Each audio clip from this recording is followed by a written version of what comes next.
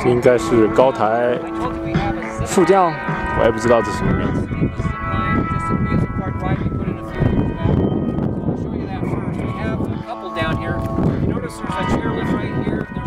Structure with a bunch of cables coming off that T structure. It ends up right over here. That's our small zip line. But if you look up to the top flag, you see another T structure. 有中国国旗。 You see the cables coming off that, but that is the world's steepest zip line. And it's pretty steep up top, about an angle like that. And gradually levels out, and you start slowing down on it here. You end up the same place, but up there, it's like stepping off a 50-story building. And I told you the steepest, so you do that 50-story drop in about 25 seconds from there to here. So it's a pretty good ride. That's the second fastest way down. The fastest way down is obviously the jumpers. They just are flying through the air. They do it a lot less than 25 seconds.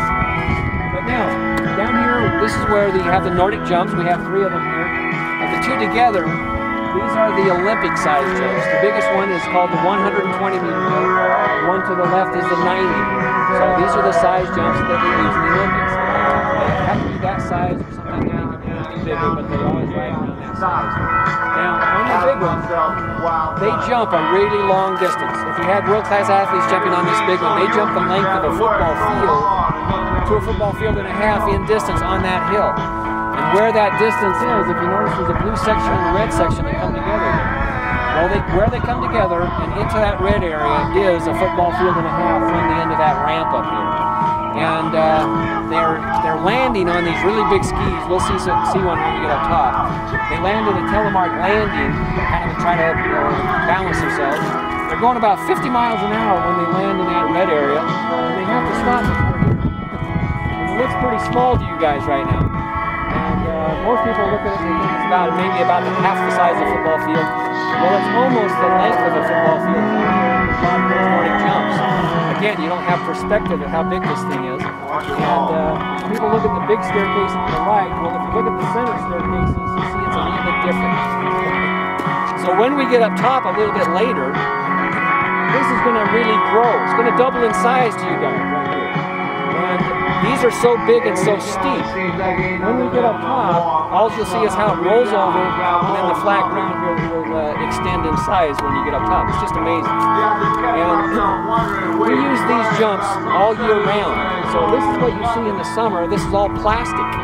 And we put water on it, makes it really slippery. And so these athletes use the same equipment. They jump the same distances in the summer as they do in the winter. It's one of the few sports where they can train all year round, no difference. And it's a very safe sport. A lot of people think this is a real dangerous sport because they think they're flying way up in the air. They're not. When these guys take off at the end of that ramp up there, they're only going to be above the ground 10 to 15 feet. That's it. And then they follow the same contours, the hill, getting closer and closer, and just glide into it. Very little impact. So this actually ranks as the second safest sport in the Winter Games. Kind of hard to believe. Now, this is a large spectator sport in the Olympics, and so this area down here is kind of small for these large crowds for the Olympics, so we had to build a temporary grandstand right here. So right where these flagpoles are, the grandstand stood right there, 10 stories high. Hung out over the back of the slope, there's 20 stories on the back side, and watching this event right here, we had over 21,000 people in this little area, like a small city. So again, it's hard to comprehend all this. I'm going to show you a photograph a little bit later, what we took during the Olympics, and we'll put it all together.